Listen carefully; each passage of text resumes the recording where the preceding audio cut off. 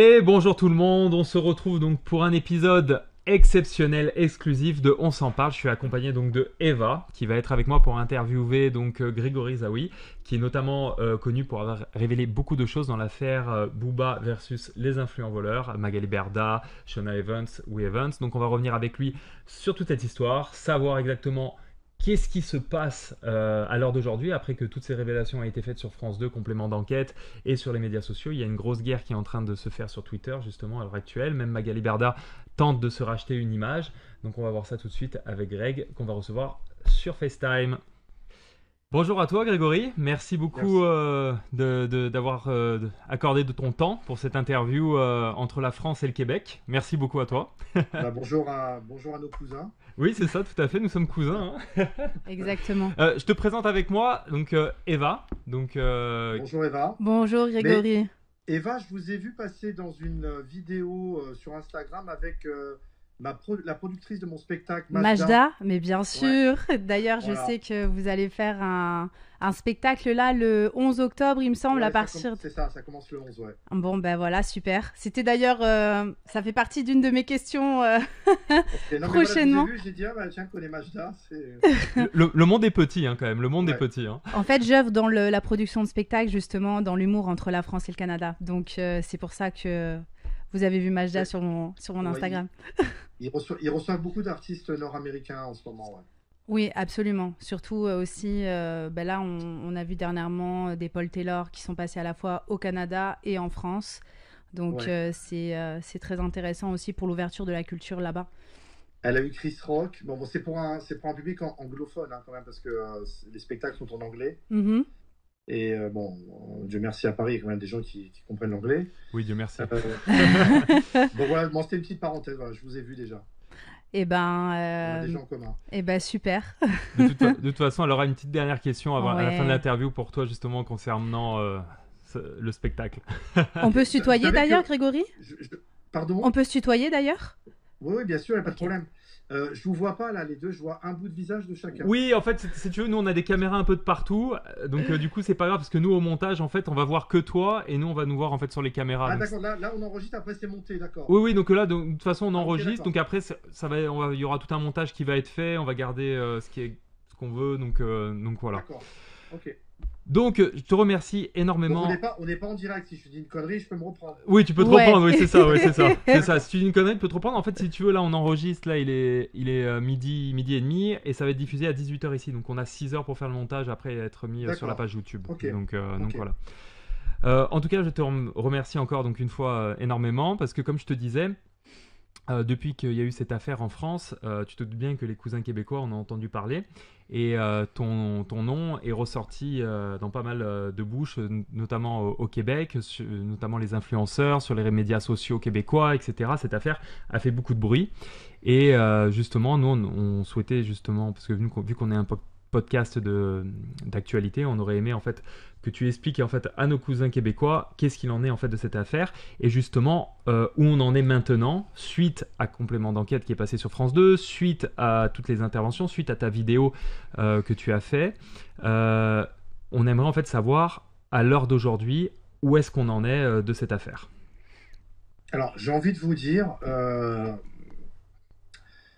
à part les échanges qui sont assez virulents sur les réseaux sociaux, les interventions des uns des autres, où Magali Berda, la patronne de Shona Evans, est devenue un peu l'arisée des réseaux sociaux en ce moment. Mais bon, il y a un peu de raison quand même, parce qu'elle est assez quand même spéciale, assez sulfureuse, on va dire. On va dire ça.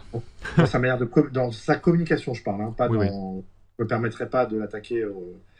Enfin, je l'attaque même pas, là, je dis ce qui se passe, hein, tout simplement. Tout à fait. Donc, je dis bien, elle est sulfureuse dans sa manière de communiquer. Hein. De communication, on est d'accord. Voilà. Bah, écoutez, le problème de cette émission qui a eu complément d'enquête, pour les gens qui sont bien initiés dans tout ce qui s'est passé, c'est qu'on se dit tous la même chose, c'est qu'ils n'ont pas été assez loin. Mais eux-mêmes me l'ont dit. Par l'intermédiaire de Rizlen, la journaliste là, qui a réalisé complément d'enquête et qui a interviewé d'ailleurs sur Paris Match Magali Berda et qui a intervenu sur Virgin Radio, je crois, il y a 2 jours. Oui. Elle a interviewé encore Magali Berda. Bref, eux-mêmes le reconnaissent parce que, j'ai envie de dire, enfin, la réalité de ce sujet, c'est qu'en fait, c'est un sujet qui est organique. Exact. Parce qu'il y a plein de gens, c'est vivant, toujours il se passe des choses, des nouveautés. Et eux, complément d'enquête, ils ont bouclé. Je les ai rencontrés, moi. J'ai rencontré le rédacteur en chef. D'accord. À la fin août. J'ai rencontré le présentateur et l'adjoint du rédacteur en chef. Okay. On s'est rencontrés dans un restaurant. D'accord. Et on a pris un verre ensemble, tout ça. C'était un restaurant, c'était un endroit où on devait se réunir. Oui. C'est par hasard, c'est ça que je veux dire. Oui, ça que je veux dire, c'est par hasard. Ils m'ont dit, voilà, effectivement, ils ont bouclé tout ça en mai. Okay. Et entre-temps, depuis mai, il s'est passé plein de choses. Il s'est passé l'intervention de Booba. Il s'est passé l'article dans Libération, le quotidien Libération, vous devez connaître. Oui, bien sûr. Je ne sais pas au Canada s'il est diffusé, mais en France, c'est un gros tirage. Il y a eu 4 pages, dont la une. Oui. Mais c'était en plein mois d'août. Je crois que c'était de mémoire. Entre le 15 et le 20 août, il est sorti. Oui, tout à fait. Et puis moi, il y a eu moi qui suis rentré dans cette histoire. Parce que, en fait, si vous voulez, pourquoi je suis rentré là-dedans? Parce que j'ai remarqué que j'ai enregistré mon interview chez Rob sur les influenceurs le 10 août. Oui. J'ai remarqué que tout ce qu'on reprochait aujourd'hui à Magali Berda, je lui avais apporté, enfin, j'ai pensé à la solution avant que ça arrive, je l'avais anticipé, j'avais fait de la prévention là-dessus. Et j'avais déjà pressenti, j'avais vu tout ça déjà en 2017. Mais seulement en 2017, moi, c'était une période de ma vie où j'étais à Paris en cavale, où je me cachais, où je devais me rendre à un moment donné à la police. C'était pas le bon moment encore pour me rendre, pour plein de raisons. Oui. Et donc j'avais beaucoup de temps libre et je cogitais, et puis je m'informais beaucoup, je lisais beaucoup. Et j'ai eu cette idée, je me dis, eux, ils vont avoir un problème tôt ou tard avec ces histoires de colis. S'ils sécurisent pas tout le processus. Tout ce processus de commercialisation, de livraison, un jour ou l'autre, ça va leur péter à la gueule. C'est évident, puis voilà, c'est arrivé. Lui, Booba, il est intervenu à l'été, juste après qu'ils aient terminé le bouclage là, de complément d'enquête. D'accord. Et en dénonçant certaines choses. Mais en fait, ce qu'il a dénoncé, c'est tout à fait juste, il n'y a rien à dire. Mais au fil du temps, moi, en ayant apporté mon analyse, mon expertise même, sans prétention aucune, j'ai révélé des choses que personne n'a vu passer. Oui. Qui sont bien évidemment complémentaires avec celles de Booba et de son avocat, maître Patrick Klugman. Qui fait un travail énorme, parce que je crois que justement il récolte tous les témoignages de personnes qui ont été arnaquées. Il en a parlé sur voilà, alors eux, ils ont commencé, si vous voulez, moi j'ai envie de dire à l'envers. Okay. C'est-à-dire ils ont commencé par les consommateurs. Bon, c'est important, hein, les consommateurs, c'est sûr, oui. Qui n'ont pas reçu leur colis. Bon, aujourd'hui, comme leur boîte, ils ont tous commencé leur activité en 2017, on est en 2022. Il y a eu aussi la période Covid où les gens achetaient énormément. C'est là en 2020 où ça a explosé leur truc, leur business. Il a explosé en 2020, surtout en pleine période Covid. Moi, j'étais en détention à ce moment-là. Mais en fait, ils se sont pris sur les consommateurs qui n'ont pas reçu leur colis. Mais en vrai, de vous à moi, pour la justice, c'est pas le plus. Enfin, je dis ça parce qu'au moment où les plaintes ont été déposées, il n'avait pas compris encore. Okay. Et là, c'est là où je suis en train de me battre avec les bons services, avec les bons procureurs pour leur dire que cette affaire-là, elle est bien plus grosse que vous pouvez imaginer. Parce qu'il n'y a pas qu'une histoire de petits colis, de rouge à lèvres ou de crème solaire. Il y a d'autres choses derrière. À 20 ou 30 euros qui n'ont pas été livrés. En fait, l'escroquerie, elle démarre pas là. Elle démarre pas là parce que toutes ces influenceuses-là qui ont fait rêver et qui continuent encore à faire, enfin, qui continuent peut-être plus aujourd'hui. Non, je ne pense pas qu'elles continuent. Qui ont fait rêver dans les magazines People, sur Instagram, sur Snapchat, dans les émissions de télé spécialisées, sur YouTube, tout ce que vous voulez. C'est pas avec l'argent des rouges à lèvres à 20 euros qui seront payés tout ça. Ça commence pas à ce moment-là. À quel moment ça commence? Je vais vous expliquer la genèse de tout ça. Très bien. D'abord, il y a plusieurs choses. D'abord, il y a des producteurs de programmes. En l'occurrence, il y en a 2 qui se partagent le marché, des programmes de télé-réalité, je parle. Hein. Parce que là, attention, on parle d'influenceurs de télé-réalité. Hein. Oui, absolument. On parle pas des influenceurs différents de quartier ou spécialisés en culinaire ou que sais-je. Vous voyez ce que je veux dire? Non. Là, c'est vraiment télé-réalité. Télé-réalité, c'est ce qui est en train de pourrir la jeunesse en France. Donc, comment ça démarre? On a 2 boîtes de production en France qui se partagent le marché des productions. Vous avez Satisfaction, qui appartient à Arthur, Jacques et Sebag, dit Arthur. Et de l'autre côté, vous avez Banijay, c'est le groupe qui appartient à comment il s'appelle, à Stéphane Courby, qui était d'ailleurs l'ex-associé d'Arthur à l'époque, ouais. qui est devenu aujourd'hui l'associé de Cyril Hanouna, TPMP. Et tout en haut, les programmes sont vendus au groupe Canal+, Bolloré. Donc, ces gens-là, ils produisent des programmes, ils font des castings sauvages, ils prennent des jeunes, souvent des jeunes un peu qui se recherchent, pour la plupart. Ce sont souvent des gens qui travaillent, des jeunes... dans le milieu de la nuit. La plupart du temps, ce sont des belles personnes de leur physique. Ce sont des beaux garçons, des belles filles.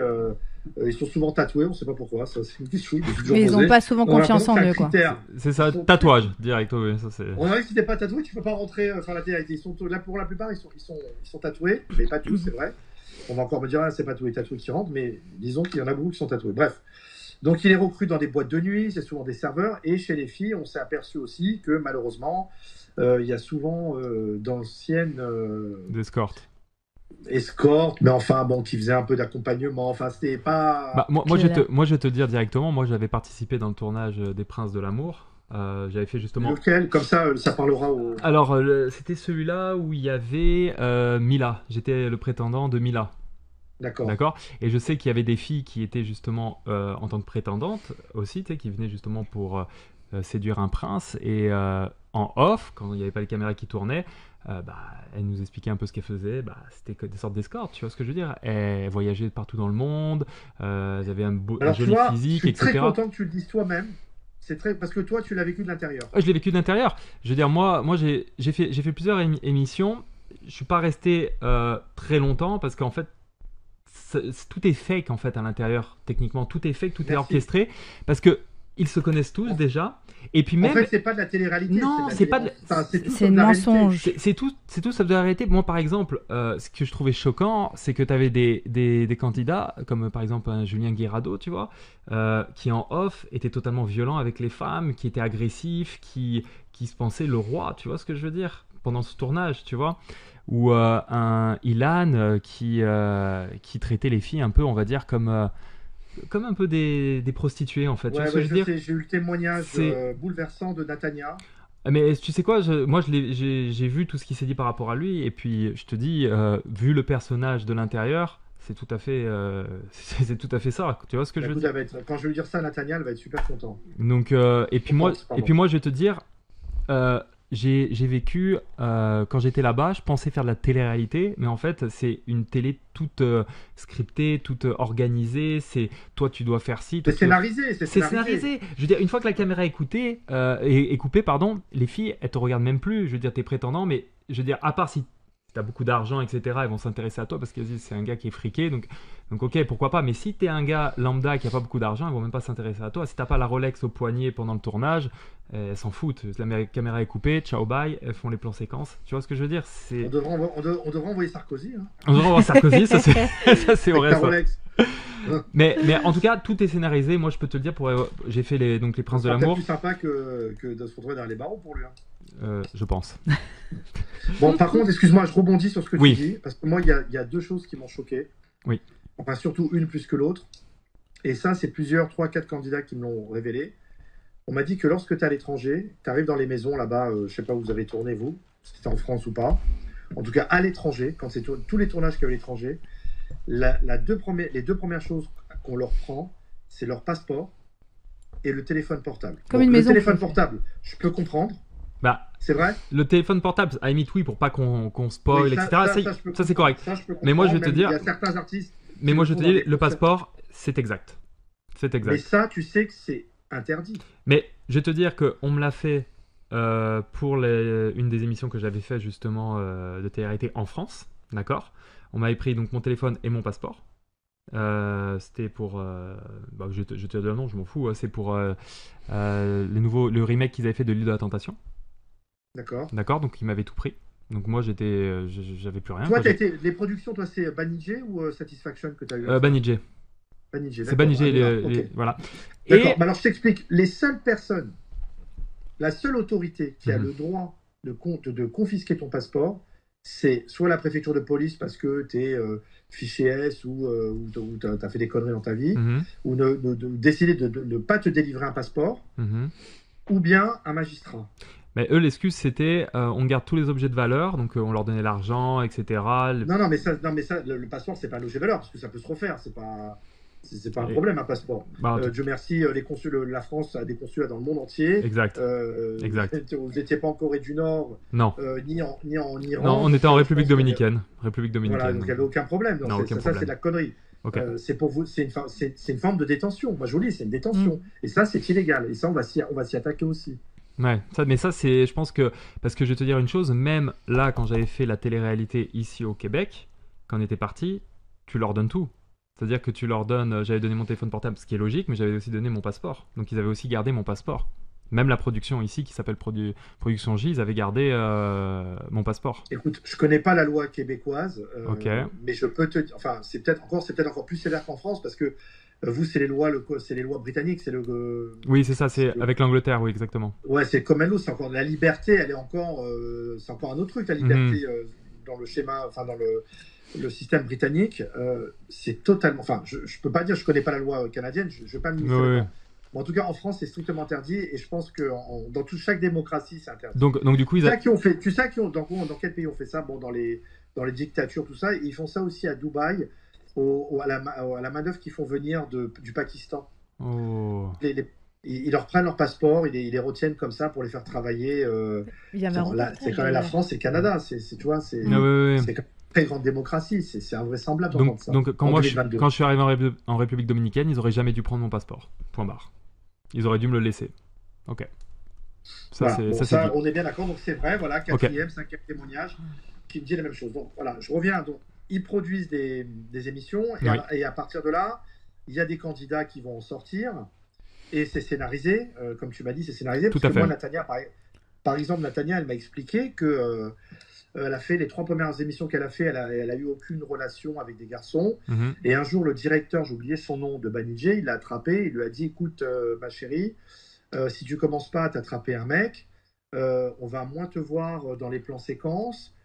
Tu vas avoir moins de contrats publicitaires après derrière, c'est dommage pour toi. C'est vrai. Ça, pour moi, ça, c'est une forme de proxénétisme. Complètement. C'est subliminal. C'est-à-dire qu'on t'oriente pour te jeter dans les bras d'un mec. On va pas donner de l'argent, mais on va te voir plus à la télé. Si on te voit plus à la télé, ça veut dire que tu vas avoir des contrats, tu vas gagner plus d'argent. C'est poussé, c'est une forme de pousser à la prostitution. Mais tu sais, je vais te dire un truc, quand tu regardes justement ces émissions de télé-réalité, c'est super malsain. Je veux dire, quand tu vois des gars comme un Paga, je veux dire, le gars, il est là depuis des années, il s'est tapé toutes les femmes du monde qui sont passées dans l'émission, tu sais, ça fait un peu le vieux pervers qui essaye de se taper toujours un peu les nouvelles qui arrivent, etc. Je trouve cette émission très malsaine, tu vois ce que je veux dire? Très incestueuse, je te dirais même. Ouais, ça, on va y revenir aussi. Mais tout est orchestré, ça c'est une chose qui est évidente pour l'avoir vécu de l'interne. Et moi aussi, je connais d'autres personnes qui ont fait des tournages et tout le monde dit la même chose. Ça c'est réel. Ça c'est réel. Bon, écoutez, moi je suis très content qu'on échange ensemble parce que moi j'ai vu ça de l'extérieur, mais j'ai décortiqué, j'ai analysé, j'ai interrogé certaines personnes. Et voilà, quand je rencontre des gens qui l'ont vécu de l'intérieur, je suis content parce que c'est exactement ce que j'ai. Non, c'est même peut-être pire, même. Il y a des choses que j'ai découvertes que je ne savais pas. Mais en pire, pas en bien. J'ai rien trouvé de bien en fait dans tout ça. Ouais, hein. Mais ça, justement, c'était une de mes questions que je voulais te poser. Justement, tout ce système de télé-réalité et tout ce système d'influenceurs avec Sean Evans, etc., qui existe maintenant. Qu'est-ce que tu penses? Quel est leur avenir sur le court terme, moyen terme et long terme pour eux, à ton avis? Avec tout ce qui est en train de se passer maintenant, est-ce que les gens sont en train de prendre conscience, de réaliser, etc. Tu sais, j'ai envie de te dire sans être prétentieux, mais je pense que s'ils m'avaient écouté, ils avaient commencé à m'écouter en 2017, parce que les premiers que j'ai rencontrés, c'était Wee Evans. J'avais rencontré Ron Bocara, l'associé de Wesley. Sans prétention, j'ai envie de te dire que s'ils m'avaient un petit peu écouté, peut-être qu'on n'en serait pas là aujourd'hui. Les colis seraient arrivés, il y aurait peut-être eu d'autres plaintes, tout ça, mais pas de cet ordre-là. C'est-à-dire que là, aujourd'hui, c'est devenu incontrôlable. Le dossier, il est au sommet de l'État, enfin, tout le monde en parle. Ça, c'est vrai. Mais moi, je pense sincèrement que ça va très mal. Là, pour ces 2 boîtes-là, en l'occurrence, ça va très mal finir parce que la justice pénale s'est mise en route. Je te cache pas qu'on est en train de l'aider, Booba et moi, Ok. avec tout ce qu'on a récolté comme preuve, comme témoignage. Même là, cette vidéo qu'on est en train de faire, on va la transmettre aussi à qui de droit Oui. quand elle sera terminée, quand elle sera montée. Sans problème. Bon, il y a des preuves aussi écrites. Moi, écoute, hier, je peux pas t'en dire plus, mais d'ici 2-3 jours, normalement, ça devrait sortir, si je l'espère. Ok, donc c'est une exclusivité. Hier après-midi, j'ai eu une information. Parce que moi, les gens me contactent. Bon, Booba, t'imagines, il a presque 6 millions de followers sur Twitter. Oui. Pour l'instant, son compte Instagram a été suspendu à la demande de Berda de manière arbitraire. Mais il va le récupérer normalement. On en parlait ça d'ailleurs. C'est le 3 octobre la réponse du tribunal. D'accord. On le saura le 3 octobre. Mais comment une femme comme Magali Berda a ce pouvoir justement de dire ok, apparemment, je dis ça au conditionnel, mais ça m'a l'air vrai. Apparemment, elle a des contacts chez Meta, au sein de Meta. Ouais. Ok, donc Insta, Facebook, enfin toute la plateforme. Donc des contacts, ça veut dire quoi? Ça veut dire qu'elle paye ces gens-là pour qu'ils fassent ce qu'elle veut? Ok. On ne sait pas. Okay. On n'en sait rien. Il n'y a que la justice, quand elle va pouvoir bien faire son travail, qui. C'est-à-dire que le problème de tout ça, c'est que D'abord, les journalistes, ils ont mis beaucoup de temps. D'abord, les grands journalistes, moi j'en connais beaucoup, j'en ai connu beaucoup de par mon passé avec mon histoire de carbone. Oui. Quand j'en ai contacté certains, dont un très connu, Fabrice Arfi de Mediapart, j'avais pris le petit déjeuner avec lui cet hiver. Et à la fin de mon petit déjeuner, je lui ai posé une question comme ça, toute con. Je lui ai dit, est-ce que tu connais Magali Berda? Bon, Fabrice Arfi, c'est un mec qui est spécialisé dans les trucs politiques, financiers, machin, les scandales, les trucs. Et il me dit, qui ça? Mais il était sincère, hein. Il m'a dit, qui ça? Je ne sais pas de qui tu me parles. C'est-à-dire que, si vous voulez, tous les grands journalistes d'investigation, reporters et compagnie, pour eux, ces histoires-là d'influenceurs, c'est du people. C'est du gala, enfin en France, je ne sais pas si vous avez ces magazines. Si, nous on a des Hollywood PQ, des Narcity ici, où ils parlent toute de la télé-réalité, etc. En France, c'est Voici, Public, Gala, etc. Pure People. Voilà, pour eux, c'est de la merde, quoi. Vous voyez, ils ont même une forme de condescendance pour le sujet. Oui. Alors qu'en vrai, dans cette histoire-là, moi, ce que j'ai découvert et que je découvre de jour en jour, on a, j'ai envie de vous dire, qu'est-ce qu'il n'y a pas? On a apparemment, voilà, on vient de le citer, probablement du proxénétisme, avec une forme de prostitution forcée. Mm-hmm. On a cette histoire de passeport, que je ne sais pas le code pénal, comment il définit ça, mais en tout cas, c'est sûr que c'est interdit. Mm-hmm. On a de l'escroquerie en bande organisée, ça par l'histoire des faux followers, enfin tout le mécanisme. On fait l'audience pour justement... Mais ça, il y a eu des preuves là, justement sur ces histoires Je vais y venir. Je vais y venir. On a ça. On a aussi, on le sait, parce que les gens qui commencent à se délier, il y a eu aussi beaucoup apparemment de postes qui ont été payés en espèces par certaines boîtes. Ok. Donc on a du blanchiment d'argent, on a de l'escroquerie en bande organisée, on a, enfin voilà, tout ce que... Il y a, ah oui, aussi un problème très important, il y a un problème fiscal, de territorialité fiscale. C'est que les mecs, bon, enfin ça je pense que c'est les conseils de Berda, Berda, c'est pas le cabinet Francis Lefebvre. Hein, oui, on est d'accord.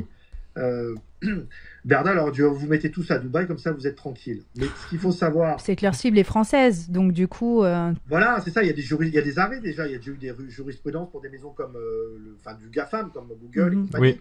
C'est-à-dire que lorsque tu es, que tu sois à Dubaï ou peu importe où, tu t'adresses en français dans ta langue. Exact. À une audience française. Que tu vends des produits en France, qui sont livrés ou non à des Français. Mais que tu sois à Dubaï ou que tu sois dans le pays le plus fiscalisé au monde, mais ça ne change rien. C'est-à-dire que la France, elle a sa part du gâteau. Exactement. Voilà, il m'a expliqué, Booba, l'autre jour, il m'a dit, regarde, moi, là, je suis venu chanter au Stade de France, j'ai payé des impôts en France, même qui vit à Miami, ça fait 15 ans qu'il est résident fiscal à Miami. Ouais. Il m'a dit, j'ai payé mes impôts en France, et une autre partie que sur mon impôt sur le revenu, que je vais payer en Floride. Et c'est normal. C'est normal. C'est normal. Et pourtant, il est resté 3 jours à Paris, hein, le mec. Hein. Ah ouais. Il aurait pu dire, je paye pas, mais... Non, mais et Johnny Hallyday aussi, il a eu le même problème. Quand il venait à Paris, il habitait Los Angeles, en Californie, il venait faire ses concerts, pareil, il payait, il y avait un impôt qui était prélevé en France. Et c'est normal. Ouais. C'est normal. Mais non, moi j'ai appris un autre truc. J'en ai appris plein. J'ai amassé plein d'informations intéressantes. Et on m'a expliqué un truc, c'était une boîte de community manager. Okay. Elle m'a dit, mais un truc que tout le monde a laissé passer au travers aussi, c'est que l'algorithme Instagram et Snapchat, quand vous faites un post, ou même Facebook simplement, c'est certainement le même, il prend plusieurs paramètres en ligne de compte. C'est-à-dire C'est-à-dire qu'il prend également en ligne de compte le lieu géographique où est postée la vidéo. Ok. Ça veut dire que si tu postes depuis Dubaï, depuis une adresse IP de Dubaï, dans l'algorithme Snapchat, Instagram, Facebook, enfin ce que tu veux, ils vont privilégier la diffusion du post dans une zone géographique proche. Et plus tu es loin, et alors qu'il s'adresse à une audience française. C'est bien ce que je viens de te dire. Ouais. Tu vois ce que je veux dire? Donc là, déjà, même là-dessus, ils ont faux. En fait, il faudrait que les posts soient envoyés à Paris et qu'ils soient postés de Paris. Ça, je pense pas que ce soit fait. Non. Ça, c'est première hypothèse. Je pense que tu es bien placé pour le savoir, oui. mieux que moi. Deuxième hypothèse, je ne sais pas, on n'a pas fait le test, ça serait d'utiliser un VPN avec une adresse IP française. Exact. Mais on n'est pas sûr que, étant donné la puissance de Meta et de ces boîtes-là de Snapchat, qu'ils aient des détecteurs de VPN. Il y en a certains qui l'ont. Tu vois, ça, je ne savais pas ça. Tu vois ce que je veux dire? Donc, même ça, parce qu'il y a des petits malins qui vont dire ouais, je vais utiliser un VPN français. Ok, mais on n'est pas sûr que ça marche. Ouais, tu vois ce que je veux dire? Et je pense pas non plus que ces mecs-là, ils aient compris la rapide. Tu vois, ils sont pas dans ce développement-là. C'est ça. Voilà, ils sont pas dans cet état d'esprit-là. Ils sont là à carburer, à envoyer, faire tout et vite et n'importe quoi. Ouais. Donc ça aussi, c'est un paramètre qu'on m'a soulevé, qui est très intéressant, parce que pour les entreprises, quand elles vont s'adresser à une boîte comme Shona Event ou WeEvent, elles vont acheter une audience, on est bien d'accord. Exact. Et dans le catalogue de Shona Event ou WeEvent, en fonction du nombre de followers, parce que c'est comme ça qu'on calcule l'audience, c'est pas le tarif n'est pas le même. Non. C'est-à-dire si Nabila a 7 800 000 ou 900 000 followers et que, je sais pas moi, Maëva, elle en a la moitié. La moitié moins. Maëva, forcément, sera moins cher que Nabila. Tout à fait. Mais dans les deux cas de figure, on a une audience qui est quasiment inexistante. Fake, ouais, bien sûr. Qui est fake. Parce que... Et c'est là où l'escroquerie, elle démarre. Tu vois, c'est pas que les colis... J'ai envie de te dire, quand les colis, après, on les envoie. Après, bon, je pense quand même dans 70% des cas, il y en a qui arrivent des colis. Mais dans les 30% qui restent, c'est ceux-là sur lesquels s'est attaqué Booba avec son avocat. Mais en fait, quand on en est là, c'est que la publicité, elle est déjà passée, qu'elle a été payée et qu'il y a eu un enrichissement de la part de l'influenceur et de la boîte qui a trouvé le contrat. On est bien d'accord. Parce que quand ils à la grande époque, ils faisaient des... Je me rappelle sur les stories, tu voyais, tu sais, tous les petits points là. Oui. Chaque petit point, ça représentait une story, mais qui c'est qui regarde après? Mais oui. Il y en a tellement que c'est... Mais c'est ça.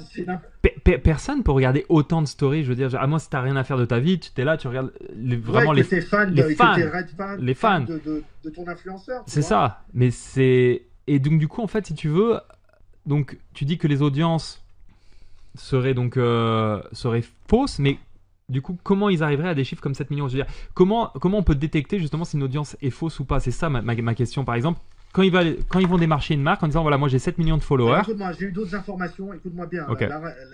Restez bien assis. Ok. Je dis ça bien évidemment au conditionnel. Pour pas être attaqué en diffamation. Okay. Et à la limite, je m'en fous parce que de toute façon, on va certainement retrouver.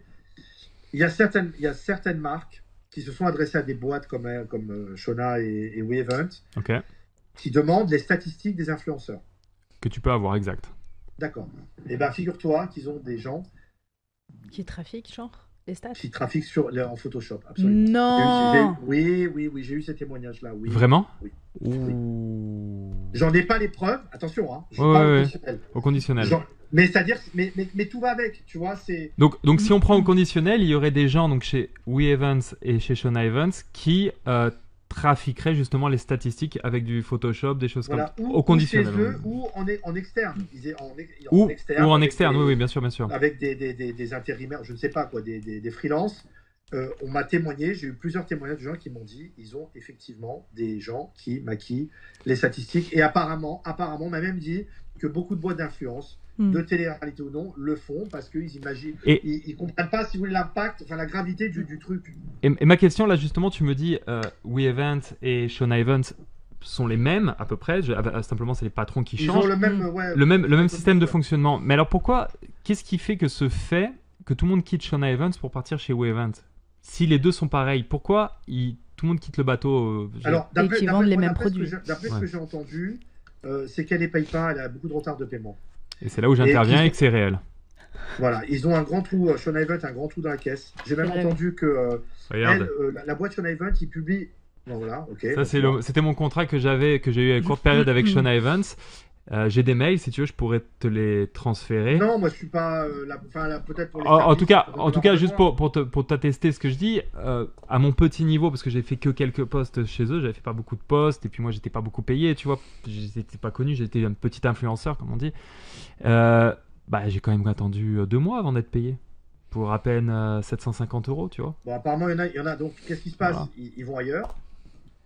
Tout simplement, et apparemment chez Sean Evans, moi j'ai appris en interne qu'ils avaient un gros problème, ils ont un trou dans la caisse qui a été réalisé par Magali Berda. Ok. D'ailleurs c'est pour ça normalement ils publient les comptes tous les mois de juin, et là en juin ils devaient publier les comptes de 2021, juin 2022 ils devaient publier les comptes de 2021, tu peux vérifier, ils n'ont toujours pas été publiés. Ok. Donc apparemment ils ont été rejetés par le commissaire aux comptes et par les associés, et on attend la suite de l'épisode, parce que c'est très étrange. Waouh. Okay. Et moi, j'avais une question pour toi, Grégory, justement. Alors moi, je suis pas du tout dans le milieu de l'influence. Et disons moi non plus, je te rassure. Et disons que je vais parler plus pour les personnes, justement, qui connaissent pas beaucoup, et donc pour un public assez lambda. Mais tu sais, comment autant d'influx voleurs, je les appelle vraiment les influx voleurs, parce qu'on parle vraiment, tu vois, genre des influenceurs de la télé-réalité. Mais cette catégorie-là, faut pas les généraliser tout, mais la catégorie... Les influx voleurs. Les influx voleurs. Les Marc Blatta, les tout ça, etc. Voilà. Exactement. Et exactement. Donc, comment autant, justement, de ces influenceurs, ces influenceurs-là, et des agents, en fait, véreux, comme on peut avoir du côté de Shona Evans ou de We Evans, pour moi, qui n'ont aucun talent, peuvent occuper aujourd'hui une tête d'affiche et s'agenouiller et agenouiller tous les annonceurs. Parce que aujourd'hui, en fait, les annonceurs, pour moi, ils ont un... J'essaye vraiment de bien te trouver le mot, mais... Les annonceurs, ils ont un pouvoir, normalement c'est eux qui décident, et là finalement ils se mettent à genoux devant les influenceurs. Mais ils réfléchissent pas en fait, c'est ça qui me tue, c'est qu'ils réfléchissent pas, ils disent pas qu'ils veulent... Mets-toi à la place, comme je viens de te dire, mets-toi à la place d'un annonceur, une marque comme Berda les appelle les marques. Moi j'appelle ça les annonceurs, comme vous apparemment. Oui. Un annonceur ou une marque va voir une boîte comme Sean Event, We Event. Il leur propose un catalogue, comme je t'ai dit. Ils ont Nabila en tête d'affiche, les autres un peu. Il y a du favoritisme en plus de ça, je pense. Oui. Donc déjà, ce qui les attire, c'est l'audience. C'est-à-dire de dire il y a 6 millions, 7 millions, 8 millions. Donc déjà, ils sont à voir. Après, s'il y en a quelques-uns qui se croient un peu plus malins, qui vont demander les statistiques et qu'on leur fournit des statistiques qui sont faux, mais qu'est-ce que j'ai envie de dire? Tu plonges, t'es pas un expert. Maintenant, il y aurait une solution. Il y aurait une solution à laquelle j'ai pensé, mais ça, il n'y a que Meta qui peut la fournir. Ou Meta, tous les Snapchat, tous ceux qui font ça. On pourrait imaginer, étant donné que eux, surtout en 2022, ils sont propriétaires des comptes de tous les influenceurs, on pourrait imaginer qu'ils ouvrent une backdoor pour les annonceurs. C'est-à-dire qu'ils pourraient se connecter via un login password sur le compte de l'influenceur en question, et ils auraient accès en réel uniquement aux réelles statistiques de l'influenceur. Ça serait magnifique, ça. Ce serait fou. Une maison, parce que moi, ça, je l'ai vu dans ça serait magnifique. Ça, je l'ai déjà vu dans les logiciels bancaires où tu peux te connecter, de regarder un compte sans pouvoir jouer dedans. Intervenir sur le compte. Mais au moins, tu le vois. Tu vois, l'argent, elle est là, elle n'est pas là, ce qui s'y passe, mais t'as pas... Et ça, aujourd'hui, et depuis très longtemps, on aurait pu le faire. Et pourquoi ils l'ont pas fait? Peut-être qu'ils n'ont pas eu l'idée. C'est une idée que je leur donne, tu vois. Ça, c'est gentil. Tu sais, les gens, des fois, les idées les plus simples, on n'y pense pas. Mais c'est-à-dire une maison comme Meta... Ou alors ça les arrange de ne pas le penser.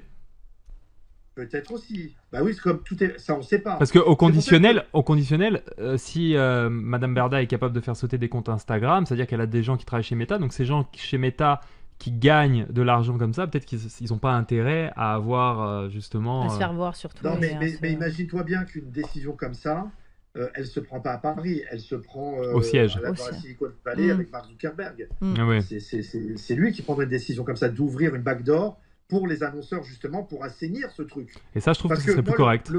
Moi, j'étais le premier à dire dans mon interview là, que j'ai enregistré le 10 août chez Rob, où j'ai dit, ce marché-là, le problème, c'est qu'il n'est pas régulé. Il n'y a pas de conseil comme il y en a en France, le CSA, Conseil supérieur de l'audiovisuel. Il faudrait exactement la même chose pour les réseaux sociaux. Mais avant d'en arriver là, on pourrait peut-être commencer à demander à ces maisons-là, ça, ce que je viens de dire, on leur demandait une backdoor pour les annonceurs qui veulent faire la publicité, et ben, ils vont voir les vraies statistiques. Et après... Mais justement, Madame Berda, elle se cache sur ça en disant, mais ça, c'est... Non, mais elle a repris ce que j'ai dit maintenant. Elle dit, ah oui, moi, j'ai demandé des régulations. En vrai, ah non, elle ne demandait pas ça. Ouais, c'est ça. En mai 2022, là, quand il y a eu les présidentielles, la campagne présidentielle, qu'est-ce qu'elle disait? À chaque candidat, leur demandait, est-ce que vous serez prêt à ouvrir un ministère des réseaux sociaux et m'en donner la charge? C'est ça qu'elle leur demandait. Elle ne leur demandait pas de la régulation. Elle voulait juste la charge. Ouais, elle veut être ministre en plus. Elle leur demandait, elle leur demandait ce que moi j'ai. Aujourd'hui, elle demande ce que moi j'ai soulevé comme. Mais du coup, si elle aurait eu ce poste-là, elle aurait pu tout gérer de A à Z et faire ce qu'elle aurait voulu. Du coup, elle aurait pris ses propres lois. C'est un peu comme à l'époque en Italie où on disait la force de la mafia italienne, c'est qu'ils ont le pouvoir de changer les lois. Donc du coup, Magali Berda, elle aurait mis en place une sorte de petite mafia au niveau du monde de l'influence et de la télé-réalité. Là, avec ses propres règles.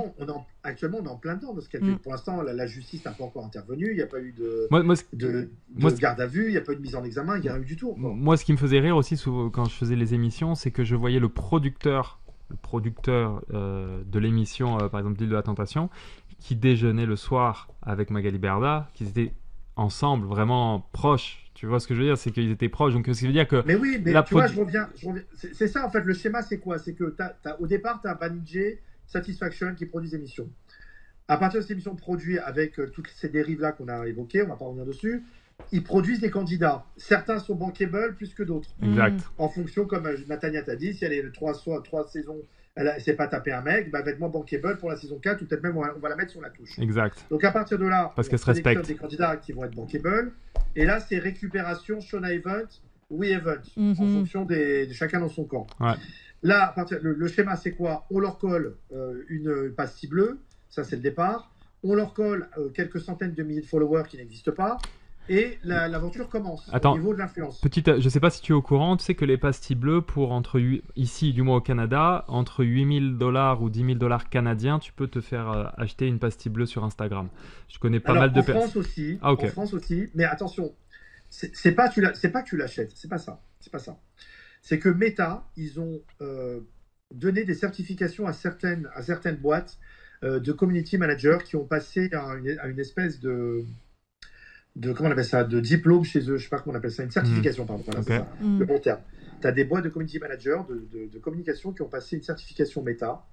Et en fait, ces boîtes-là, elles ont la possibilité de faciliter l'obtention de... C'est pas qu'elles facilitent, c'est-à-dire qu'elles ont accès à Meta beaucoup de manière, disons, audible, qu'un mec connu lambda, sauf si tu t'appelles Depardieu, qui a ouvert un compte Instagram il y a quelques mois, qui a eu sa pastille bleue immédiatement. C'est normal. Mais des gens plus ou moins connus.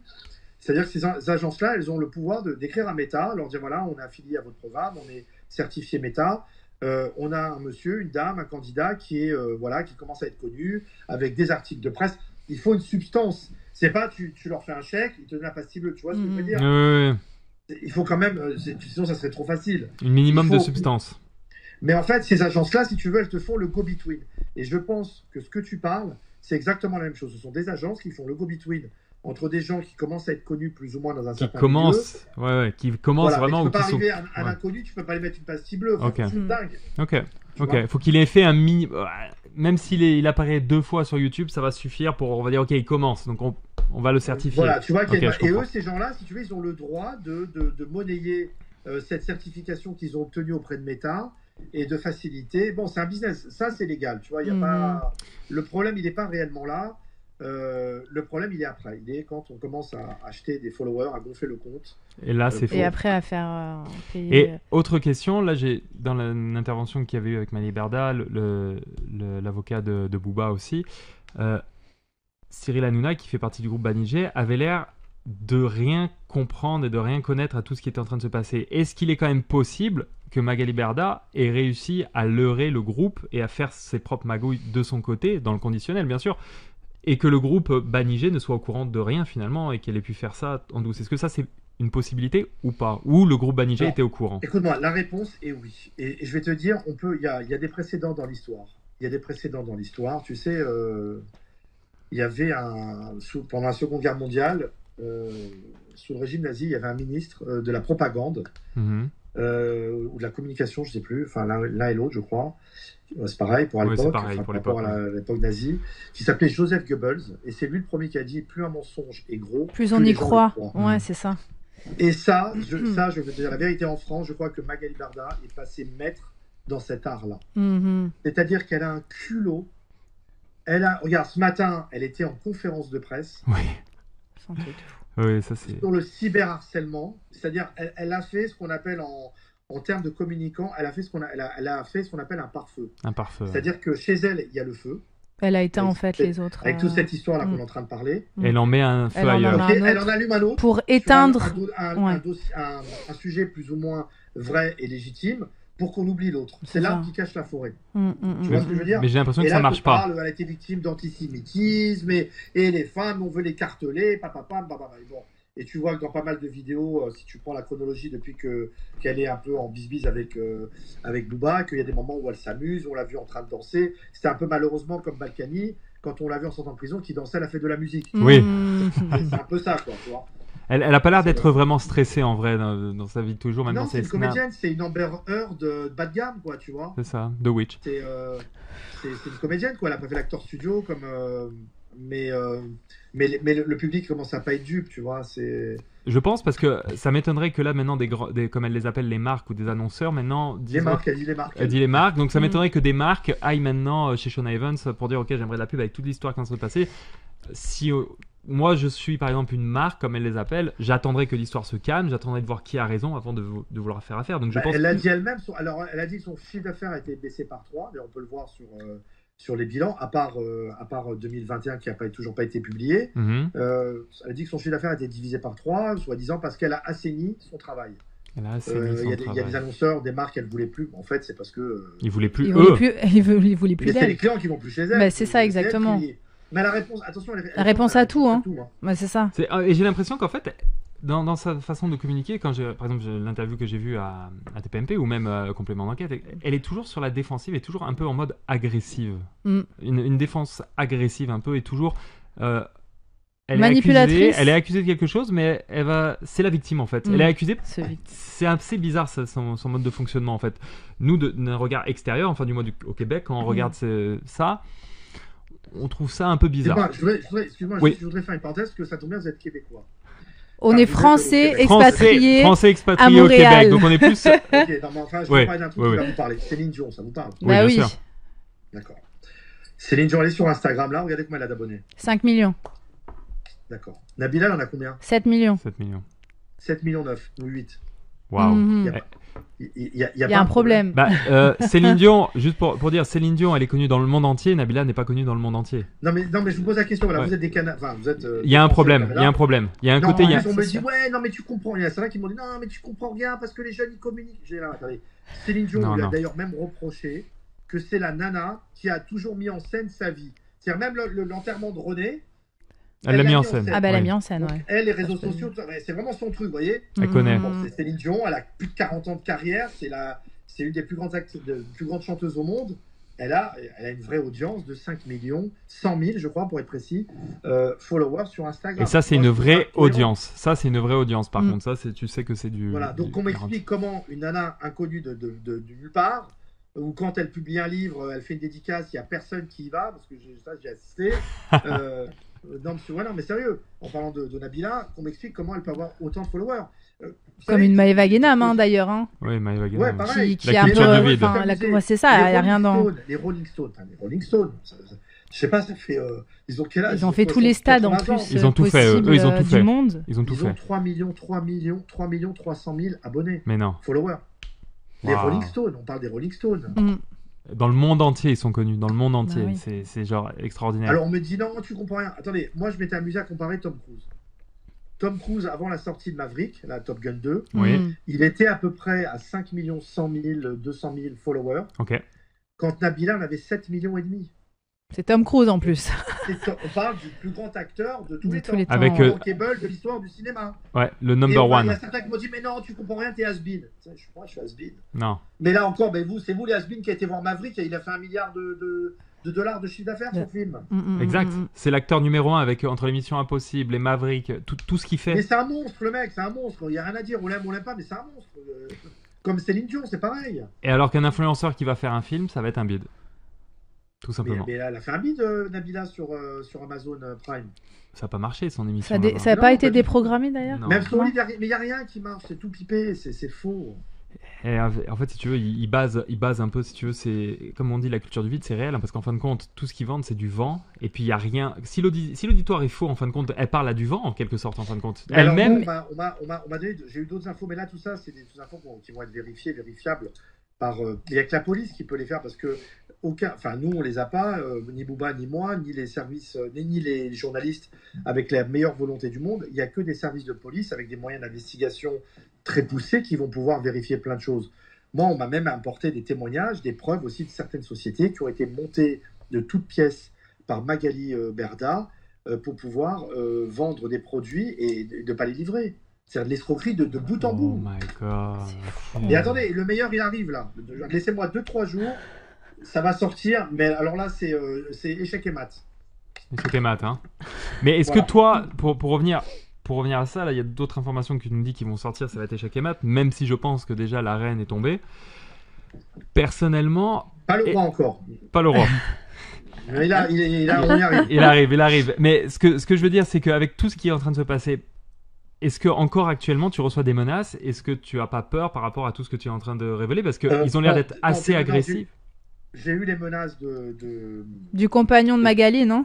Ouais, du compagnon de Magali. Maintenant, moi, la vérité, tous les gens, les témoignages que j'ai dans la rue, j'en ai encore eu hier, quand ils me voient dans la rue, les gens, ils me disent, tenez bon, ne lâchez pas, votre combat est noble, c'est magnifique ce que vous faites, on en a marre, on n'en peut plus.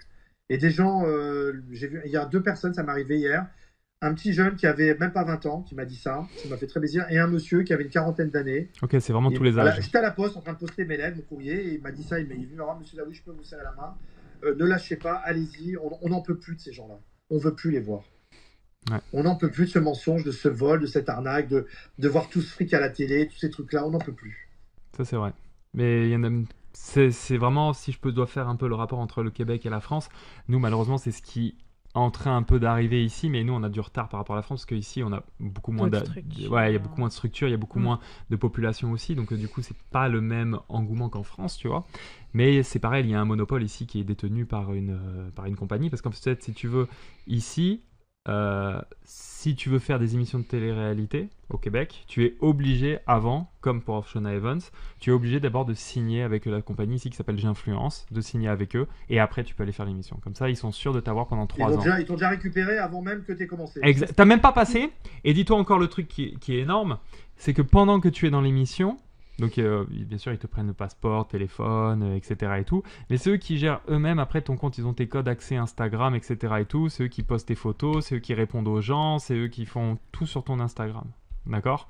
Et après, quand tu sors de l'émission et que tu récupères ton téléphone, tu ne dois pas changer ton mot de passe pendant un certain temps, parce qu'ils veulent voir, justement, ils veulent avoir accès à ton truc pour pas que tu mettes n'importe quoi, etc. Moi, la première chose que j'ai fait, j'ai changé mon mot de passe quand même. Ils étaient pas contents, mais comme j'étais français, je leur ai dit au PK, je retourne en France, je m'en fous, tu vois ce que je veux dire ? Donc, moi, tu vois, pour avoir, malheureusement, dans ma vie, je regrette d'avoir connu la détention. Pour moi, aujourd'hui, les seules personnes à laquelle je me rendrais une convocation, c'est la police et la justice. Et j'ai envie de te dire, mes parents ou mes enfants, pour d'autres raisons. Oui. Mais au-delà de ça, il n'y a personne qui va me convoquer, moi, ça n'existe pas. Tu es libre de tes actes, mais là, en police, justice, ils te convoquent, j'y vais, bien évidemment. Mais oui, bien sûr. Mais à part ça, il n'y a personne qui a le droit de te convoquer, t'empêcher de voyager, d'exister, ou de vivre, ou changer ton mot de passe de ta boîte mail. C'est lunaire ce que tu me dis en 2022. C'est fou, hein ? C'est fou. Ah. Et moi, j'avais une autre question. Vas-y. En fait, la question, c'est quand tu rencontres justement une agence d'influenceurs de télé-réalité, qu'est-ce qu'ils te disent en fait comme lors du rendez-vous? Est-ce qu'ils te disent, ok, Mickaël, on a besoin de toi parce que t'as t'as un tempérament comme ça, t'as une personnalité. Ah, ok. Tu parles pour les émissions ou pour l'agence? Alors, pour les émissions. Et pour les agences. Et pour les agences. Et ce qui te parle justement après des réseaux sociaux, le fait que tu vas avoir ta certification, le fait que. Oui, bien sûr. Si tu veux, ça tu dois être au courant d'ailleurs, c'est que avant même de faire une émission de télé-réalité, ils te font signer ça et ils te promettent monts et merveilles. Ils te disent, voilà, tu vas signer, mettons, avec Shana Evans, avec J'Influence, avec Wee Evans, avant de même de faire l'émission, et vont te dire, dis-nous d'abord quelles sont tes passions, qu'est-ce que tu aimes, etc. Comme ça, on pourra t'orienter vers les marques. Déjà ça. Mais après, ils te promettent bien sûr plein de contrats. Ils disent, si t'es bon, si tu fais ça, si tu donnes de ta personne, si on te voit à l'écran. Voilà, c'est ça. Non, mais c'est intéressant là, voilà. Tu vois ce que donnes de ta personne. C'est ça. Non, mais ils te disent pas d'aller voir des filles ou des gars. Ils te disent si tu donnes de ta personne. Ça, c'est le mot. Si tu donnes ta personne. Mais t'imagines de dire ça à une femme. Oui. Non, mais voilà, vous avez une femme à côté là. Ouais. Ça veut dire quoi si on vous dit, on te dit, donne de ta personne pour toi, Eva. Dans une émission pareille où tout le monde est en maillot de bain toute la journée. Non, pour moi, c'est plutôt à caractère, disons. Caractère un peu sexuel, se donner de sa personne. En gros, c'est comme si tu vas sous une table et voilà, tu fais tes trucs et sinon, tu vas pas passer dans les primes ou autre. Tu l'interprètes comme ça. 100%. Exact. Ouais. 100%. Et d'ailleurs, tu parlais de Natania tout à l'heure. Natania, pour moi, elle est vraiment dans un combat où elle se retrouve un peu seule. Bon, là, je pense que maintenant... Là, les studios, on l'a rejoint. Là, elle nous a rejoint. On l'a donné avec une avocate spécialisée pour la protection de la femme. Tout ça, elle est bien. Là, elle est encadrée maintenant. Mais tant mieux. Et vous savez que le lendemain de l'émission, là, de complément d'enquête, elle a reçu une attaque de Berda pour diffamation. Hein. Elle lâche rien, l'autre, la sorcière. C'est incroyable. C'est hallucinant. Alors qu'en plus, elle, c'est une femme, quoi. Elle devrait justement lui tenir la main et lui dire mais attends, en plus, mais elle a un parcours difficile. Natania, c'est une fille orpheline. Elle est jeune. C'est ça.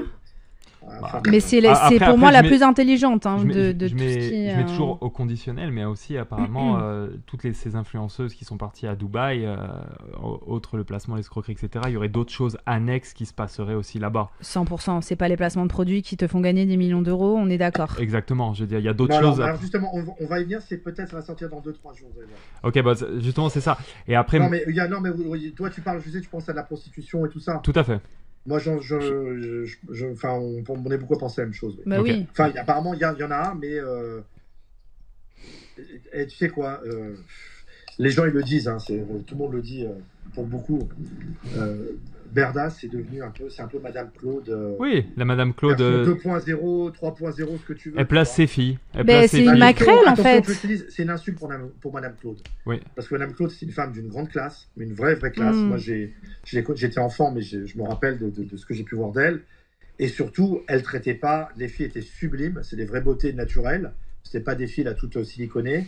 À l'époque, c'était pas du tout le même critère de beauté. Exact. Et surtout, les clients qu'elle avait, c'était des chefs d'État. C'était vraiment du haut du panier. C'était du gratin. La comparer à Madame Claude, c'est même une insulte pour Madame Claude. Je pense. Non, mais Magali, en plus, quand on la voit comment elle s'agite dans tous les sens, c'est que là, on dirait, c'est un peu comme le poisson qui est pris dans les filets, qui s'agite dans tous les sens parce qu'il manque d'air et qui se débat. Moi, je pense qu'elle est bipolaire. Ça, ouais. Peut-être. Tu trouverais pas qu'elle pourrait avoir un rôle comme un peu de pimp ici qu'on appellerait? Oui, ici on appelle ça des pimps. C'est justement comme un Mac en fait, etc., mais qui place justement. C'est un peu ce que Madame Claude faisait à l'époque, mais un peu plus. Ouais, bon là de manière. Ici, dans le terme ici qu'on l'appellerait, ce serait plutôt pimp ici. Ouais. Je suis d'accord avec toi. C'est plutôt ce terme-là. Mais en tout cas, pour les filles. Moi, quand je l'ai côtoyée en 2020, c'est là où je l'ai connue. Je l'ai côtoyée pendant quelques mois. Un jour, elle m'a dit, ça m'avait interpellé ce qu'elle m'avait dit. Elle m'avait dit, tu sais, moi en fait, je suis pas gérante spécialement ou directrice d'une entreprise. Je suis une nounou. Je suis la nounou de toutes ces filles. Une nounou.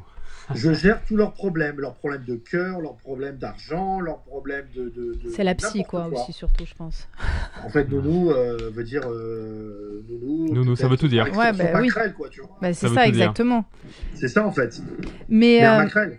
D'ailleurs, Grégory, tu reviens sur ça. Il me semble que tu avais parlé avec le youtubeur de Robe que quand tu voulais lui proposer justement ta plateforme de logistique, un peu ce qui se passe comme Amazon, tu sentais pas Magali Berda en termes de feeling. Qu'est-ce qui a fait que tu as quand même voulu continuer en fait dans cette aventure alors que toi, humainement et au niveau de ce que tu ressentais, ça faisait pas de sens en fait. Donc, est-ce que Ben, c'était moi, le côté lucratif? Ouais, Est-ce que... Vas-y, je t'en prie. ça, si tu veux, c'est ma perception que j'ai des gens. Bon, j'ai 51 ans, tu vois, je suis pas un gamin, donc il y a des choses que je ressens, hein, plus que je ressentais pas quand j'avais 20 ou 30 ans de moins, tu vois. Je savais que mon tempérament et mon caractère n'allaient pas matcher avec elle. Elle est dans l'exubérance, dans le show-off, dans le m'as-tu vu. Moi, je suis plutôt dans la discrétion, l'élégance, tout ça. Elle, c'est... bon, enfin, bref, c'est deux on styles est vraiment différents. différents. Donc, je me suis dit que Marco, c'était vraiment le bon personnage pour pouvoir faire affaire avec elle et l'accrocher. Je ne me suis pas trompé puisque ça a très bien matché entre eux. Et en fait, la faiblesse que j'ai eue de m'attacher à elle, enfin pas à elle, mais à ce projet en passant par elle, c'est tout simplement, et c'est ça, tu vois, Booba, il m'a dit quand on s'est rencontrés, il m'a dit, moi, ce qui m'a touché, parce qu'il a connu la détention aussi, Booba, il m'a dit, tu as dit un truc dans l'interview que tu as fait avec Rob, où tu as dit, je sortais de prison, et c'est exactement ça. Et quand on sort de prison, on est faible. Ça se voit pas physiquement, on n'est pas abîmé physiquement. Mais t'es cassé à l'intérieur. Voilà, on est cassé à l'intérieur, donc on essaie de s'accrocher à des trucs, on veut rebondir, on veut surtout essayer de rattraper le temps perdu. Donc quand on a une opportunité, on la saisit et on s'investit. C'est exactement ce qui m'est arrivé. Et quand après, bon, au bout de 2-3 mois, je me suis aperçu on a su qu'elle voulait en fait nous arnaquer. Elle voulait pas du tout en parler à Cyril de toute cette histoire et prendre le maximum chez nous. Et là, j'ai eu une vraie déception de me dire, tiens, j'ai cru à ce truc-là, je me suis investi, mes enfants, ils y ont cru. J'ai fait rêver aussi mes parents. Ils ont dit, il va rebondir, il sort de prison et tout. Et ça, il m'a dit, Booba, ça m'a touché. Parce que j'ai compris ce que tu as ressenti à ce moment-là, parce que je l'ai déjà ressenti. Et ça, il y a peu de gens qui peuvent le comprendre si tu n'es pas passé par là et que tu as eu un moment, une perche sur laquelle tu t'es accroché en truc légal. Parce que malheureusement, la plupart des mecs qui sortent de prison, souvent, malheureusement, s'ils n'ont pas d'autre choix, ils récidivent, ils plongent. Moi, pour moi, il était hors de question de replonger. De commencer des conneries, je voulais plus entendre parler de tout ça. Donc, pour moi, c'était un truc légal sur lequel je pouvais m'accrocher et le faire. Par contre, aujourd'hui, j'ai envie de te dire, tant mieux que ça ne s'est pas fait. Pourquoi ? Parce qu'à ce moment-là, en 2020, comme en 2017, je ne savais pas cette histoire d'audience qui n'existait pas. Pour moi, je pensais, je connaissais pas tous les tenants et les aboutissants, je pensais réellement que cette audience, elle pouvait exister et que ça fonctionnait pour de vrai. Parce que si jamais on avait fait cette plateforme et qu'à un moment ou à un autre, je me serais aperçu ces histoires de followers, les colis qui n'arrivent pas, les sociétés qu'elle aurait créées pour arnaquer des gens ou quoi, mais là, vous vous rendez compte, j'aurais été dans une situation où quel est le policier de France ou le magistrat qui aurait pu me croire en leur disant, mais monsieur, je savais pas, je n'étais pas au courant qu'elle faisait ça. J'aurais été associé malgré moi dans une salade. Tu aurais été le coupable idéal en fait, le coupable idéal. Attends, Zawi, tu vas pas nous faire croire, toi, avec tout ce que tu avais, que tu n'étais pas au courant, que tout ça c'est de la merde. Donc aujourd'hui, j'ai envie de vous dire, mal pour un bien. L'idée était bonne. Mal pour un bien, voilà. Enfin, tel que c'est aujourd'hui, c'est pas envisageable. Peut-être si on fait cette histoire de backdoor, qu'on la propose à Meta et qu'on fait que le marché va s'assainir, là peut-être ça vaudra le coup de créer cette plateforme. Ça serait génial même. Ça serait génial. Ça régulerait. Ça serait franchement, ça serait quelque chose qui réglerait tous les problèmes et au moins. Vous savez que même Amazon, il a pris des influenceurs pour faire la promotion de certains produits. Et ils ont pris un peu cette idée-là en 2020. C'était pas exactement la même chose, mais ils y ont pensé. Ça c'est pas mal ça. Ça c'est pas mal. On est bien d'accord, vous voyez ce que je veux dire parce qu'il y en a il y en a 2-3 qui ont été malins, qui m'ont posé ces questions sur les réseaux sociaux. Ils m'ont dit, ouais, mais arrête ton cinéma parce que... Et ils ont raison, en fait. C'est la vérité. C'est-à-dire que si jamais j'aurais fait cette plateforme et qu'au bout de quelques mois, j'aurais découvert la supercherie, mais j'aurais été dans une merde. Ça, c'est vrai. Bah non, ça, c'est vrai. Ben oui. Ça, c'est vrai. D'un côté, comme on a dit, c'est un mal pour un bien que tu n'aies pas été associé à ça, parce que là, du coup, t'es dédouané. Parce on me l'aurait pas pardonné. Elle m'aurait même tout mis, on m'aurait mis ma main en avant. On va dire, ouais, c'est ça, oui, encore. Ouais, c'est toi. En fait, t'aurais porté le chapeau pour tout le monde, en quelque sorte. Exactement. Ok. En tout cas, je te remercie pour tout de ton temps déjà. Est-ce que j'ai répondu à toutes les questions Excuse-moi, moi j'avais une dernière petite question. Tu parlais de commission en fait parlementaire dans l'émission VL. Et en fait, c'est dommage parce qu'il n'y a pas eu justement de suite par rapport à ça. Donc je voulais savoir. Pas du tout, c'est en cours, pas du tout. Ah, c'est pour ça. Ok. Ça va vraiment se faire. Ça va vraiment se faire. Alors je vais vous dire exactement avec qui, avec un monsieur. Parce que dans la dernière interview, tu avais été coupé par rapport à ça et on n'a pas su justement. C'est pour ça qu'en fait. À quel moment VL, il t'a coupé quand tu allais parler de ça. La commission parlementaire. Ouais, c'est ça. Et en fait, il t'a coupé sur autre chose. C'est un monsieur des Républicains qui est président. Attendez, je le retrouve. Voilà. Alors, le président du groupe, c'est Olivier Marley. Olivier Marley. L-E-U-I-X. Ok. Olivier Marley, avec un X à la fin, qui doit être en charge d'essayer, enfin, de nous obtenir l'ouverture d'une commission parlementaire sur le sujet de la publicité, bien évidemment, sur les réseaux sociaux. Wow. Et on va pas lâcher, on va aller au bout de cette histoire. J'ai avec moi un député de la circonscription des Français, un élu de la circonscription des Français des Émirats Arabes Unis qui me soutient et qui est en train de s'en occuper. On voudrait absolument légiférer là-dessus. Ça, franchement, ça serait une bonne chose. Et tu penses que ça pourrait se mettre en place 2023 ? Je connais pas leur calendrier, je ne maîtrise pas, t'imagines bien. Mais en tout cas, je suis dessus. Parce que ça peut être vraiment intéressant, même d'en rediscuter ou de faire un suivi aussi, tu vois. C'est top. Puis, j'ai une dernière question pour toi, Grégory. Comme je t'avais dit, j'œuvrais j'œuvre dans le milieu du spectacle, dans l'humour. Et donc, j'ai vu que tu avais ton show à l'Apollo. D'ailleurs, je fais un bisou à Majda. Qu'est-ce que tu veux faire véhiculer justement sur la scène comme message par rapport à ton passé aujourd'hui? Qu'est-ce que tu attends du public? Qu'est-ce que tu veux raconter comme histoire? C'est surtout lui qui attend de moi. Oui, Alors, mais... Le format du spectacle, ça va être un peu une espèce de conférence à la Jordan Belfort.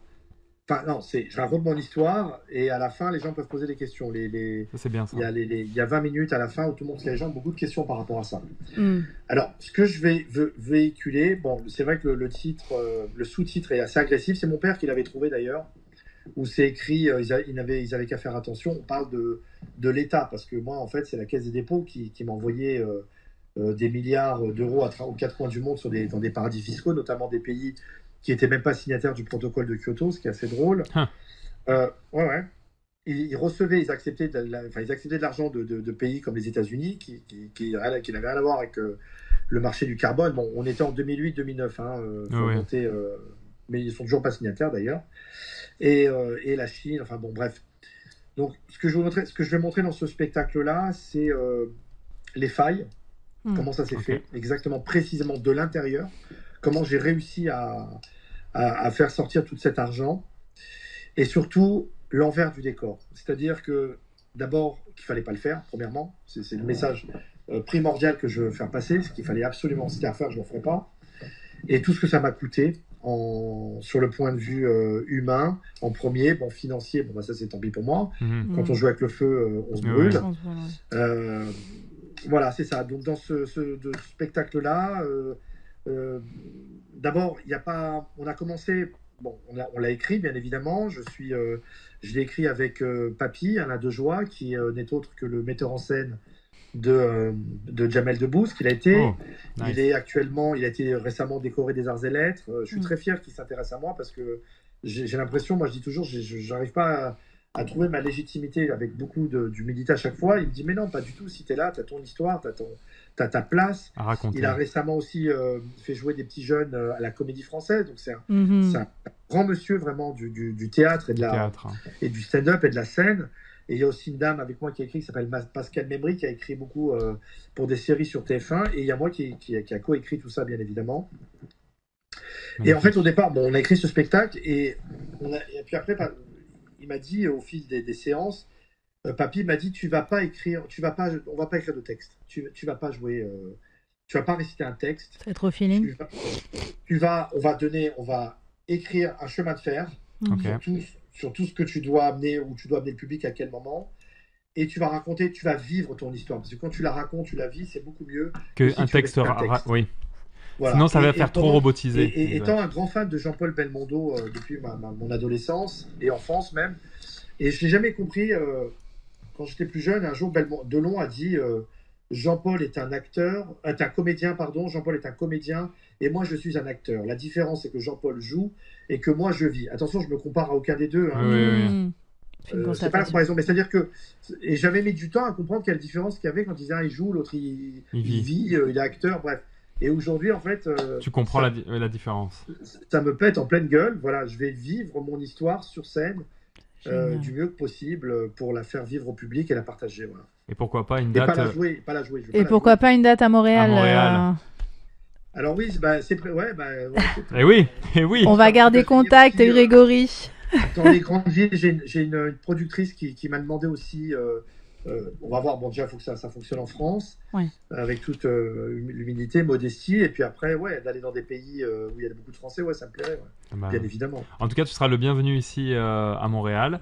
Et puis, on te souhaite tout le meilleur pour toi, pour tes futurs projets. Et puis, on reste en contact. J'ai mon bouquin qui sort aussi le 6 octobre, normalement. Ok, le 6 octobre. Alors, Ouais. attends. J'ai marqué. Aux Si. éditions 6 octobre, aux éditions Hugo Publishing. Hugo Publishing. Ok. Je vais te l'envoyer. Tu vas voir, Magnifique. en fait, c'est une convocation pour escroquerie qui date de 2015 de Magali Berda. Tiens, voilà. Je te l'envoie tout de suite. Regardez ça, moi ça m'a fait J'attends. pas marrer, mais ça en veut dire long déjà depuis un certain moment. Parce que elle, Berda, il faut savoir qu'elle avait déjà été poursuivie dans une arnaque, une grande escroquerie au mutuel. Ah ouais. Waouh. À la marine. Ah, mais Et rien ça, à c'est voir. le mec Anges. qui a été. Parce que la moi, je suis victime. niçoise, hein, donc je connais. Voilà, c'est la victime qui écrit. Hein. C'est la victime qui. Mais non.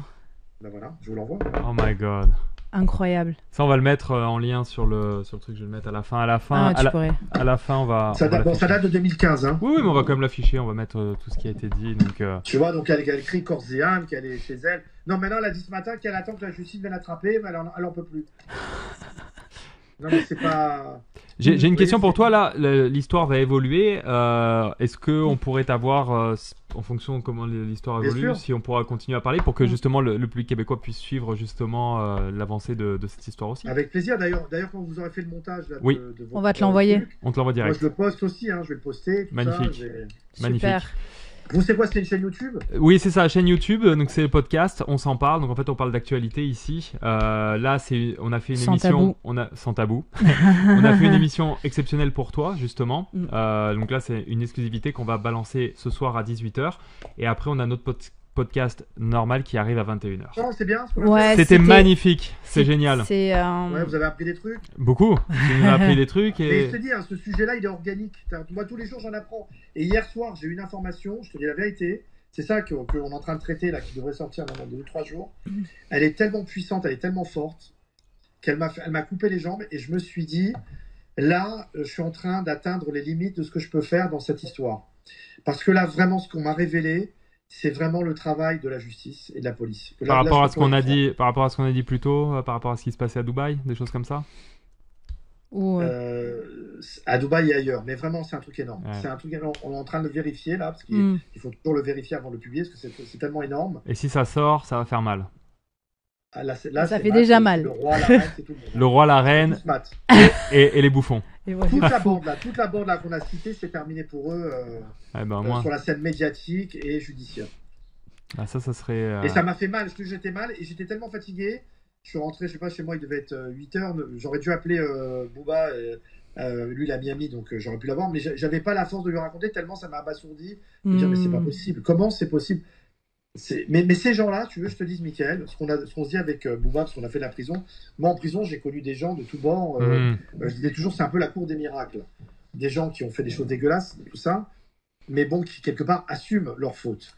Mais ces gens-là, on se dit avec Booba, là, cette race de gens, il n'y a pas d'autre terme, on les a jamais vus. Des gens qui sont capables autant de mentir, de voler, d'arnaquer, de tromper les gens, de faire les beaux à la télé, de mentir. Mais on n'a jamais, j'ai jamais vu ça. J'ai jamais vu C'est des la gens nouvelle, c'est la, à nou- ce- c'est la nouvelle mutation, là, la mutation 2022. Il n'y a plus aucun code, il n'y a plus aucune éthique. Il n'y a Maintenant, pas de limite, il n'y a pas de limite. Exactement, c'est ça. Ces Et gens-là, c'est pour ça que quand tu n'as pas de limite, les seuls qui peuvent te rappeler à l'ordre, c'est la loi, c'est l'État, c'est la justice. et on est d'accord avec ça. On est d'accord avec ça. Mais, Grégory. Même moi, tu vois, j'ai fait des conneries dans ma vie, bien évidemment, que tout le monde connaît aujourd'hui, parce que j'en fais même un spectacle et des films, parce qu'il y aura une suite au Roi d'Arnaque. Qui va sortir quand? Bah là, on est en train d'écrire le scénario. Ok. On est en train de co-écrire le scénario. Ok. Mais c'est signé. Hein. Ok, parfait. Qu'est-ce que je voulais te dire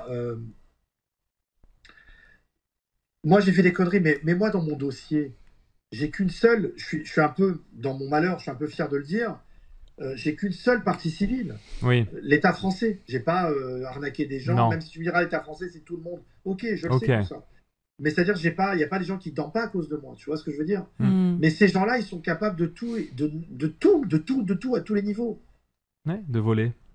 De n'importe quoi passer, et en plus passer à la télé. De briller, en pour des fait, en victimes, faisant... C'est ça, exactement. mentir sur leur audience, mais tout est faux, tout est... Moi, le truc qui m'avait choqué, c'était la fois où Julien Bert était passé sur TPMP, accusation par rapport à de la cocaïne, etc., tout ça, et que Magali Berda était venue sur le plateau pour le défendre, alors que tout le monde sait, il est lyonnais, et que tout le monde sait pertinemment, j'ai pas peur de le dire, que c'est quelqu'un qui justement use des drogues, c'est un fêtard, etc. Y a pas que Et lui, tout je le monde est au courant de ça, je veux dire, tout le monde le Mais sait. dans ce dossier, qu'est-ce qu'il n'y a pas? Tu vois, bon, il nous manque des meurtres, quoi, c'est tout. Oui. Voilà. Mais sinon, il y a tout. On a de l'escroquerie, des vols, du détournement, du blanchiment d'argent, de la fraude fiscale, du stupéfiant, de la prostitution, du proxénétisme. Il manque juste des meurtres, comme tu dis, c'est ça. C'est le Mais seul qu'est-ce qu'il n'y a pas, tu vois? Ouais. Il y a tout. Et elle nous dit, ouais, je suis cyberharcelée. Faut qu'elle arrête. On est d'accord. Mais Grégory, moi je voulais vraiment te féliciter, te dire encore bravo pour le combat que tu mènes aujourd'hui avec Booba. Dénoncer un système comme ça, c'est pas non plus évident, surtout que dans les rouages de la justice aujourd'hui, c'est quelque chose qui débute. Mais le problème, c'est qu'ils pigent rien. Attention, c'est comme c'est nouveau, c'est ça. Nouveau, cette histoire-là. Mais vous devez en fait leur ouvrir les yeux par rapport à tout ce qui est en train de se passer. C'est ce que je suis en train de faire, absolument. Et ça, c'est bon. Et franchement, bravo à vous. Pas les brigades non, faut aller vraiment voir le bon service et leur dire ce que tu es en train de faire. Le procureur, tout à fait. le bon parquet, ouais, je sais. Mais il faut rien lâcher. En tout cas, vous avez beaucoup de soutien. On soutient votre combat. Ici même au Québec, pour toute la partie francophone du moins. Et on espère qu'il y aura une fin heureuse à tout ça. Et puis, j'espère que grâce à vos voix aussi, les choses vont vraiment changer dans le bon sens. Savez, c'est pas une réjouissance s'ils vont être arrêtés un jour, être en prison. C'est pas une réjouissance. Non, du tout. C'est pas le truc. Mais malheureusement, je vois pas comment ça peut s'arrêter, quoi. Faut qu'à un moment la justice elle passe, quoi. On peut pas laisser passer un truc pareil. Exactement. Bah non, c'est sûr. C'est pour ça qu'on vous suit en tout cas de loin. On est là. En tout cas, merci beaucoup, Greg. On reste en contact parce que, comme tu as dit, c'est très organique et puis ça va évoluer. Donc, nous, on va se texter, on va parler. Le sujet de complément d'enquête, il s'est arrêté en mai. Et ils ont fait des petits raccords en faisant des plateaux, en faisant une espèce de mise à jour. Mais de mai à septembre, il s'est passé tellement de choses. Et ils m'ont dit d'ailleurs, mais si on avait su, Booba, vous, votre intervention et tout, l'émission aurait été faite différemment. Mais bon, et puis j'appelle aussi moi toutes mes connaissances qui m'ont déjà parlé de certaines choses qui se passaient dans le milieu de la télé-réalité. S'ils ont d'autres éléments à apporter, je te les transférerai aussi et puis je te transférerai tout ça. Et vous avez vu, on est bien d'accord que le sujet, ils n'ont pas été assez loin. On est d'accord là-dessus. Non, c'est comme si ça a été coupé très abruptement. Oui, moi j'ai l'impression qu'en fait, il y avait ça s'est terminé sur la tendinite. Oui, c'est ça. À part la tendinite qui a fait le buzz, je veux dire, non, ils ont tout coupé. Ils ont tout coupé pour moi. Je pense que l'émission. Non, mais même, ils ne savaient pas l'histoire des faux followers. Ils ne savaient pas. Ils l'ont découvert. Je leur ai fait découvrir tout ça. Ils devraient faire une deuxième partie. Ouais, peut-être. Aussi. Une deuxième partie. Là, maintenant, je pense. Très bien, elle marcherait mieux que la première. Bah oui, surtout avec toi et Booba, c'est. À l'arrière. Vous avez une force de frappe aussi en même temps. On a un projet d'ailleurs, Booba et moi, ça y est. En tout cas, on te remercie pour ta venue dans l'émission On s'en parle. On te souhaite une bonne soirée chez toi en France. Merci. Et puis, on se tient au courant. Tu vas revenir prochainement pour parler de la suite des événements. Merci à toi. Merci beaucoup. Merci beaucoup, Grégory. Au revoir. Bonne soirée à vous. Bye bye.